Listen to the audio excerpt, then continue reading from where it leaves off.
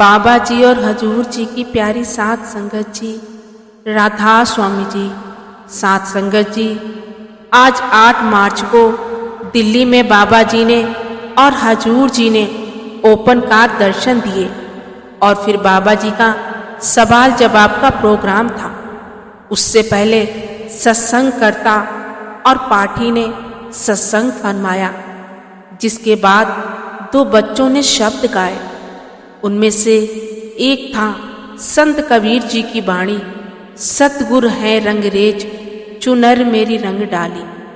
इसके बाद बाबा जी के साथ सवाल जवाब प्रोग्राम शुरू हुआ। पहला सवाल था कि बाबा जी, मेरे पापा बहुत टेंशन में रहते हैं, आप दया कीजिए कि मैं उनका सहारा बन सकूं। बाबा जी ने जवाब दिया, बेटा, माँ बाप को बच्चों की टेंशन हमेशा रहती है। हर माँ बाप चाहता है कि उनके बच्चे खुश रहें और अपने जीवन में सफल हो जाएं।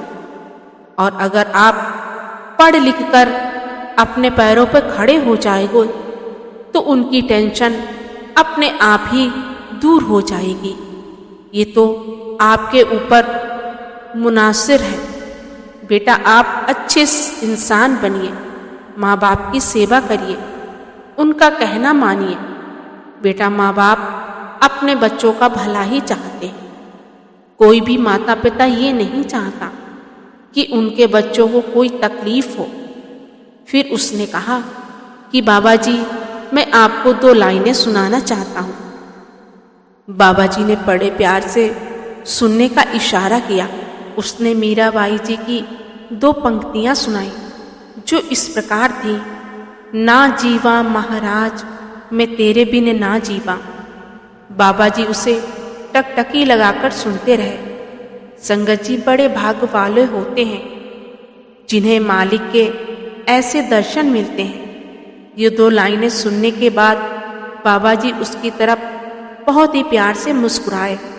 और आप तो जानते हैं कि बाबा जी की मुस्कान भी कितनी प्यारी है। फिर अगला सवाल था कि बाबा जी, सत्संग में जाते हुए क्या मंदिरों में जाना चाहिए? पूजा पाठ करना ठीक है? बाबा जी ने कहा कि बेटा, सत्संग में कभी ये नहीं कहा जाता है कि आप अपने धर्म स्थानों पर ना जाएं।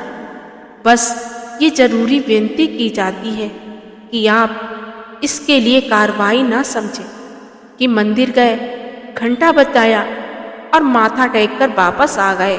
ये जो धर्म स्थान है ये किसी न किसी महापुरुष से जुड़े होते। हमें चाहिए कि हम उनके जीवन से सीखें, उनके द्वारा लिखे गए ग्रंथ पोथियों को पढ़ें और उन्हें अपने जीवन में धारण करें। धर्म स्थानों में जो बातें बताई जाती हैं उन्हें बैठकर ध्यान से सुनें और धीरे धीरे अपनी करनी में भी लेकर आएं। वहाँ के माहौल में थोड़ी देर बैठें, ध्यान लगाएं। केवल कार्रवाई डालने से कोई फायदा नहीं होगा। बेटा, फिर अगला सवाल में पूछा गया कि बाबा जी, हमें कैसे पता चलेगा कि हम नाम दान के काबिल हो गए हैं? बाबा जी ने समझाया, बेटा, नाम दान के काबिल तो हम कभी नहीं हो सकते। वो तो मालिक ही हम पर दया करके नाम की बख्शिश कर देते हैं, वरना हम तो इस मेहर के लायक ही नहीं हैं। हम तो केवल उस मालिक से प्रार्थना कर सकते हैं कि मैं भूलनहार हूँ, दाता बख्श ले, बख्श ले। बेटा, नामदान उस मालिक की दया पर है कि वह हमें कब इस लायक समझे। इसके बाद किसी ने बाबा जी से कहा कि बाबा जी, हमें पता है कि ये सब यहीं छोड़कर जाना है, फिर भी हम पूरी उम्र इकट्ठा करते रहते हैं। बाबा जी ने जवाब दिया कि बेटा, हम भ्रम में जी रहे हैं। सच क्या है ये हम सबको पता है, फिर भी हम उसे अनदेखा कर देते हैं। रिश्ते नाते, रुपया पैसा, सब कुछ यहीं रह जाना है। जब हिसाब किताब होगा वहाँ किसी ने हमसे नहीं पूछना है कि हमने कितना धन इकट्ठा किया है, वहां तो केवल कर्मों का हिसाब किताब होगा। तब केवल नाम की कमाई काम आएगी। पूरे कर्म करोगे तो फिर से यहाँ आना पड़ेगा और फिर से 84 का चक्कर शुरू हो जाएगा। बेटा, हर सत्संग में यही समझाता है कि असल जो है वे केवल नाम है, लेकिन हम सब भूल जाते हैं और गलती करने लगते हैं। फिर हमें सीखने की जरूरत है। बेटा, इसके बाद किसी ने अगला सवाल किया कि बाबा जी, आजकल की जनरेशन में बहुत गलत आदतें हैं, जैसे नशा करना, गलत रास्ते पर चलना, इससे कैसे बचा जा सकता है? बाबा जी ने जवाब देते हुए समझाया, बेटा, जब से सृष्टि बनी है तब से ही दुनिया में अच्छाई भी है और बुराई भी है। ये हम पर निर्भर है कि हम कौन सा रास्ता चुनते हैं। हाँ, ये ठीक है कि आजकल सोशल मीडिया का ज़माना है, तो बच्चों को गलत चीज़ें बहुत जल्दी पता चल जाती हैं। लेकिन बेटा, हमें अपने विवेक की ताकत का इस्तेमाल करना है। मालिक ने इंसानी जामा दिया है तो साथ में विवेक भी दिया है। इंसान को चाहिए कि वे अपनी जिम्मेदारी समझे और सही गलत की पहचान करें। फिर अगला सवाल था कि बाबा जी, हम कई बार अपने पेरेंट्स को दुखी कर देते हैं, ऐसे में हमें क्या करना चाहिए? बाबा जी ने जवाब दिया, उनसे माफ़ी मांगो बेटा। माफ़ी मांगने से कोई इंसान छोटा नहीं हो जाता। और बेटा, माँ बाप तो हमेशा हमारे फायदे का ही सोचते हैं। हम कुछ भी कर लें, कितने भी बड़े बन जाएं, माँ बाप का एहसान कभी नहीं चुका सकते। हमें तो उनकी सेवा करनी चाहिए, हमेशा उनका कहना मानना चाहिए।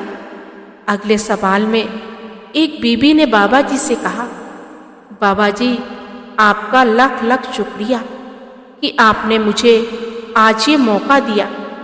उन्होंने आगे कहा कि बाबा जी, मेरा भजन सिमरन में मन नहीं लग रहा है।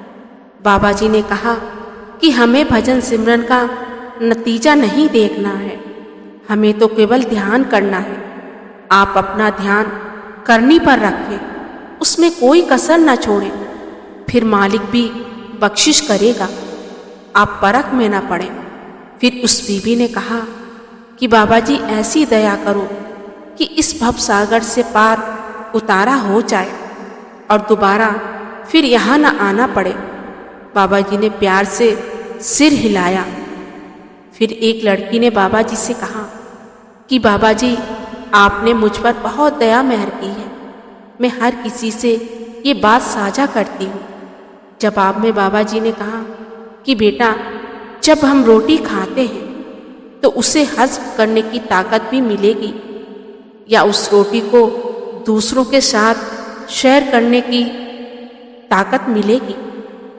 बेटा, हजम करना सीख। मालिक ने देने में कोई कमी नहीं छोड़नी है, लेकिन हमें लेने लायक बनना है। अगले सवाल में किसी ने बाबा जी से कहा कि बाबा जी, जब हम मांस मछली नहीं खाते तो हमें पेड़ पौधे भी नहीं खाने चाहिए क्या? बाबा जी ने जवाब दिया कि बेटा, बात अंत में कर्मों की होती है और कर्म तो सांस लेने से भी बनते हैं।